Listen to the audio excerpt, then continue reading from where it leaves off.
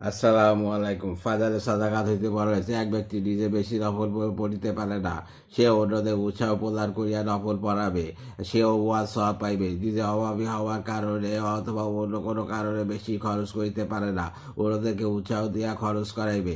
খরচকারীদের সহিত নিজেও সওয়াবের মধ্যে শরিক হইয়া যাইবে।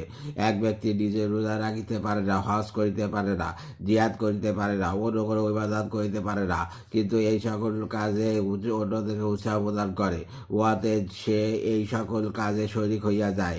অত্যন্ত গভীরভাবে চিন্তা করিবার ও বুঝিবার বিষয় যে মানুষ যদি স্বয়ং এই সমস্ত ইবাদত করে তবে সে একজনের সওয়াব পাইবে, কিন্তু সে যদি এই সমস্ত আমলে উৎসাহ প্রদান করিয়া 100 মানুষকে দাঁড় করাইয়া দেয় তবে সে 100 লোকের সওয়াব পাইবে।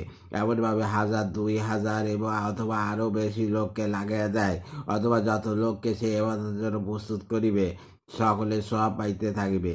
আল্লাহ তাআলা আরও বাড়ি এই যে এই উৎসব প্রদানকারী যদি মৃত্যুবরণ করে তবে এই আমলকারীদের আমলের সওয়াব পরও তাহার নিকট পৌঁছাইতে থাকিবে।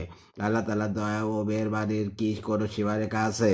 কত বড় ভাগ্যবান ওই সমস্ত লোক যারা লক্ষ লক্ষ মানুষকে নিজেদের জীবদ্দশায় দিনই কাজে লাগাইয়া গিয়াছে, এখন মৃত্যুর পর এই সমস্ত আমলকারীদের সওয়াবের মধ্যে শরিক রইয়াছে। আল্লাহ হাফেজ।